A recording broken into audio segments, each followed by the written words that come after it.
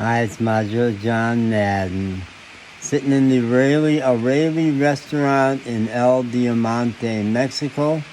You can hear the rain on the tin roof. It's 5 in the morning on Thursday morning, I don't know, 27th, I think. It must be the 27th of July. Well, I'm really happy this morning. Around 3:30, I'd slept really, really hard. Mustafa, the little tan corgi-looking dog who hangs out at the restaurant, has these days been sleeping in my van. And yesterday, he spent most of the day in the van. He just was having so much fun, he decided it was his house, and he slept there most of the day.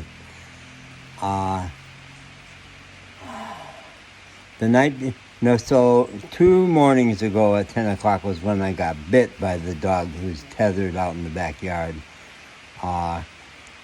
And that night, that was a tough day for me with regard to dogs.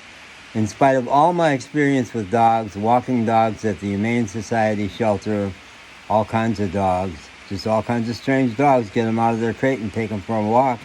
And professional dog walker for years and lots of dogs myself. I had never, ever in this lifetime been bitten by a dog. But I was determined that dog, Negro, because he's black, who is a famous bite risk and is always tethered and everybody has to stay away from him. I had quizzed people in the restaurant and said, well, how many times has he bitten anybody? Well, once. Only once that we know of. And was he provoked? Yeah, they were shoving a stick at him. I said, well, we don't know. Do you have any reason to believe he would bite again? Well, we don't know. He has such a miserable life being tethered all the time, and he's constantly frustrated, so he could bite just for that. But I decided I was going to start giving him treats. I'd been wanting to do that for a while. So 2 days in a row, I stayed out of his reach, but tossed him treats, and he liked that a lot. But the first day, right after he was done, I stood there and said, I love you. And he charged me, barking ferociously. And like, what's this? I don't understand what you're talking about. So 2 mornings ago, I was giving him treats, and I was standing just a few feet outside of his range. And he was so peaceful and so sweet. And I said, this dog is not a problem. He's going to eat right out of my hand. Well, he bit me. He bit me. So I got a bad bite. I'm going to have a bad scar. And that night, Mustafa in the van, who is all love for me, all adores me, but let sleeping dogs lie, because he had taken over my bed in the back of the van and was so hard to sleep. It was really hard to wake him up. And when I finally woke him up, he woke in the start, frantic, didn't recognize me, snarled, barked, and nipped me a little bit on the finger. Didn't break the skin. So, and we're all over that now. So at 3:30 in the morning this morning, the lightning started, and dogs all over the pueblo woke up and start to bark, and Mustafa in the van was starting to bark. So that's when I started my day. And yesterday, so when I got back from the doctor, I was taken by cab to the doctor, and they, for some reason, chose not to stitch it up. So I'm going to have a pretty good scar on my hand, and I'm glad about that. And there's another tape where I talk about why I'm glad that I'm going to have a good visible scar. But I couldn't resist teasing yesterday morning because they were making quite a fuss over me. I had a whole crew of people cleaning the wound and rebandaging it and going, ooh, because it does look pretty terrible because the skin is not even together. It was all exposed. And I could not resist with O'Reilly, the grandmother, the Danya, who's Jehovah's Witness, and Elia and Miguel, who I think, I don't, they're religious. I don't know what they are. I could not resist with these Jesus people saying, I'm going to see if I can get Negro to do the other hand. because then I would look similar de Jesus.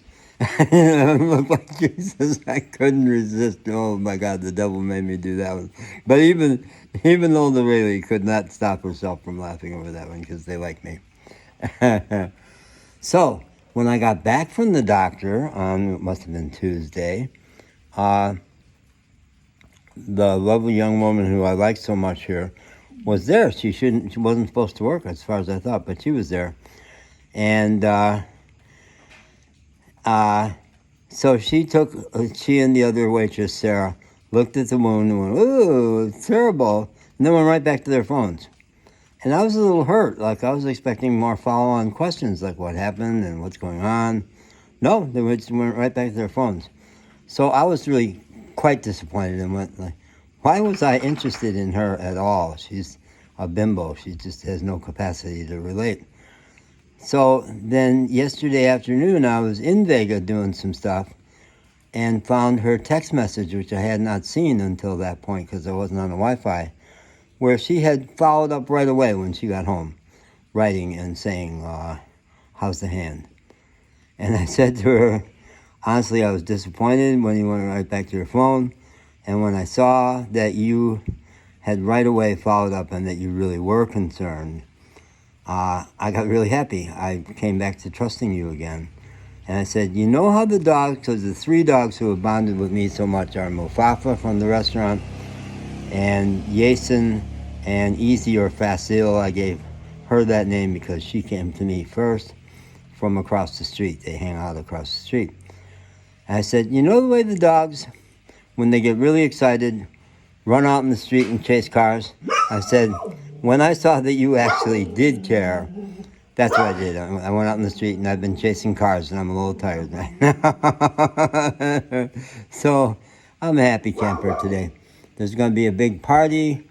Last Saturday's party, the quinceañera for Marley, Triana Morelli, the 15-year-old, was a spectacular party that went all night and was so amazing. Cousins came in from all around the area. And there's I guess Miguel Morelli's dad said, that was so much fun, let's do it again. So we're going back to the same beautiful event space, same live cumbia band this Saturday. So it's a pretty festive weekend in El Diamante. I think when I finally leave this area, which is the car's supposed to be driving again in a few days, after 5 weeks if not.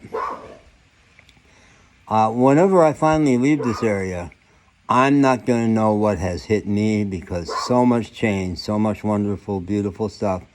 And El Diamante, the diamond, may never be the same either. We polished each other, I guess.